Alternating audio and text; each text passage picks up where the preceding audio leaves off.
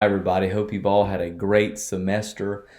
In this video, I want to talk about the paradoxical nature of liberty and security and the complex question of governmental size and scale. I don't think we're going to answer that question completely, but I do think we can give some insight, and I think some insight into one answer primarily seen in the answers given by James Madison, who was very much influenced by the Scottish philosopher David Hume over this question. In our reading in Juvenal, he really outlines this great question that really serves as to the nature of unlimited versus limited power.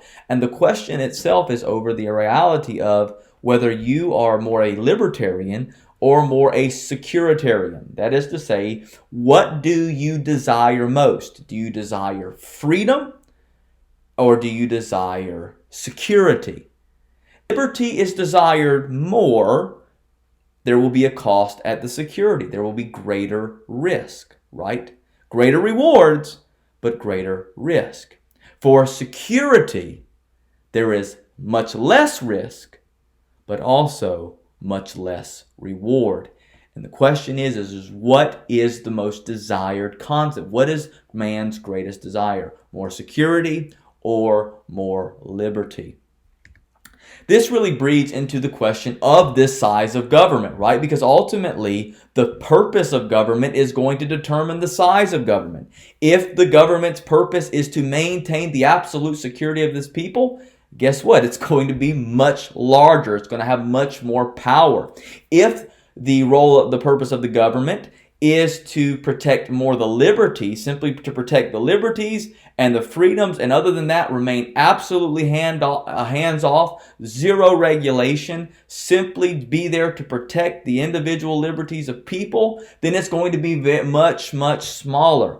And this is where you get these ideas of different states. First, in the video we saw this week, he talked a lot about the Hobbesian state, right? This Hobbesian state which Hobbes lays out in Leviathan. And for Hobbes, the idea is that the state of nature is brutish. It's bad. It is not good. It is just a place of chaos and horror, and the social contract which we have entered into to remove ourselves from that horrid state of nature is a social contract where we have given up our liberty to an individual or to a very small group of individuals who can serve as the means of security to provide for us what we need and to protect us from going back to that state of nature.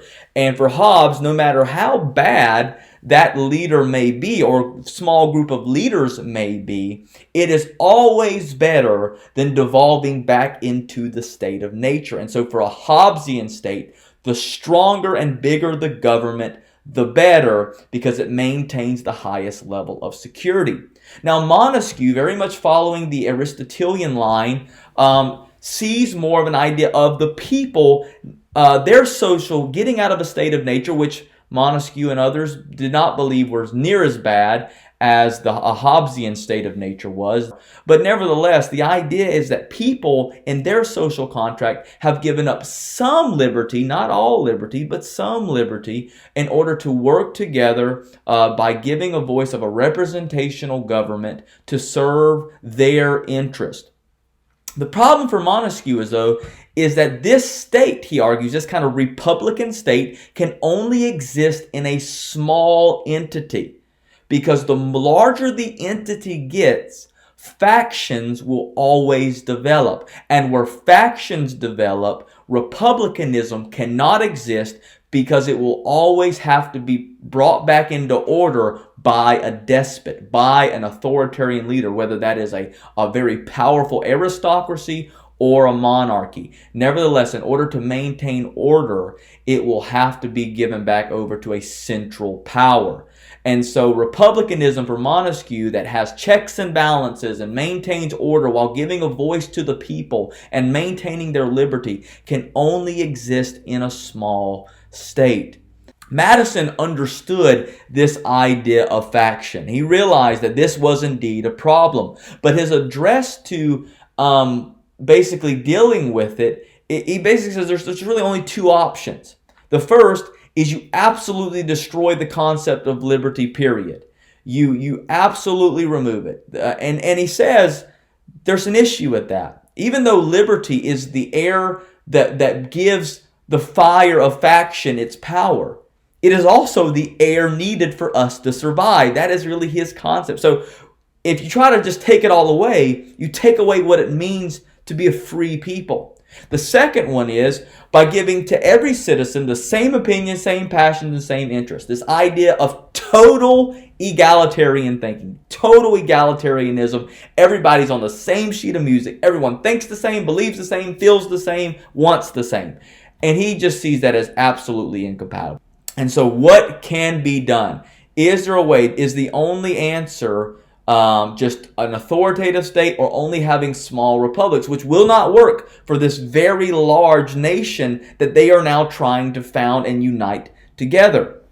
David Hume, however, provided for Madison exactly the answer that he needed, because it's important to remember that many of the Federalists believed that in order to maintain the United States, there was going to need to be a mixed government. Primarily John Adams and Alexander Hamilton believed that there would need to be some sort of limited monarchy. Yes, there would be a representational a parliament perhaps, but that there would be a limited monarch in order to protect factions and maintain the unitedness of the United States.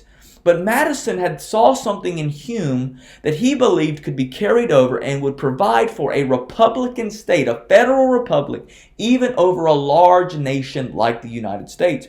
Hume wrote, "In a large government which is modeled with masterly skill, there is compass and room enough to refine the democracy from the lower people who may be admitted into the first elections or first concoctions of the Commonwealth to the higher magistrates who direct all the movements. At the same time, the parts are so distant and remote that it is very difficult, either by intrigue, prejudice, or passion, to hurry them into any measures against the public interest." Hume has shown that what caused the factions in Europe to be so bad was because you had factions in such a small area. It is easy to raise up a coup when you are in such a small area, when literally you have people fighting and warring right next to each other. But in a large area where people are distant and they're remote, and there's much more groups and interests and ideas being encompassed, with every one of them feeling they have a voice in being able to vote, this is the answer to Montesquieu's problem. Montesquieu doesn't see how anything other than a homogeneous small republic can ever exist. And Hume says, no, it can exist, and actually can exist better in a large state where there are further interests and there is more land by which those interests and those ideas are spread out, preventing a small coup or a small faction to rise up and immediately take power. A large landmass filled with large amounts of people by which all are serving and voting for their interest. And this is what he believes is the answer to Montesquieu's problem. And so Madison, picking up on Hume, really sees this as the answer to the scale of government.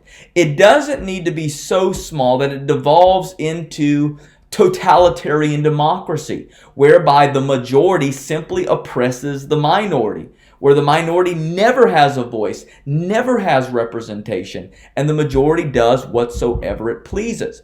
And it should never grow so large that it turns into an aristocracy or a monarchy, whereby one group of individuals, at the cost of the liberty of others, though providing a secure state, removes the freedom, where men are no longer free citizens, but only proper subjects. And so he thinks both of those, that one is too large, the Hobbesian state's too large, and this kind of egalitarian democracy is just improbable, and it will ultimately be dangerous to those who are in the minority. And so the answer is to take Montesquieu's republic, but to extend it over the fullness of the United States, based upon the principles he has found in Dave Hume. And this federal republic that America will be in Madison's answer is it will maintain the checks and balances in order to maintain the political equilibrium outlined by Montesquieu, but it will be a power that is bestowed by the people and mediated through a chosen body of representatives that both reflect the number of people of the state that it's representing while also remaining limited, whereby states receive equal representation. Now you see this perfectly in our system today. Each state has 2 senators, right? Every state, regardless of size or number of population, has 2 senators. Now, when it comes to the representatives are allotted based upon population size. Yet, that number is still limited itself. I believe that number was set in 1911. And so you have equal representation for all people and an equal concept for especially in the legislative branch, where every state has at least 2 senators to express its compound interest. The candidates must reflect the compound interest of their constituents, which in the case of America is far greater than would be in a small republic. So this is great. For Madison, he believes that the larger nature of America itself actually creates more interest, more parties, more views, and this is actually a good thing as it creates more well-rounded candidates to serve as the representative of their people. And what this idea of the Federal Republic does, in Madison's view, is that it maintains and refines the liberties of the free citizens of America, while also providing the security and stability to ensure that neither a monarchical, tyrannical leader ever takes the lead, and also serves to protect the minority from the oppression of the majority. And so the scale of government is fixed, per se, within the ideas of a federal republic. And this scale is always maintained in its boundaries by the proper checks and balances which have been outlined in the Constitution. God bless and have a great rest of your class, and I pray that you do well in the next term coming up.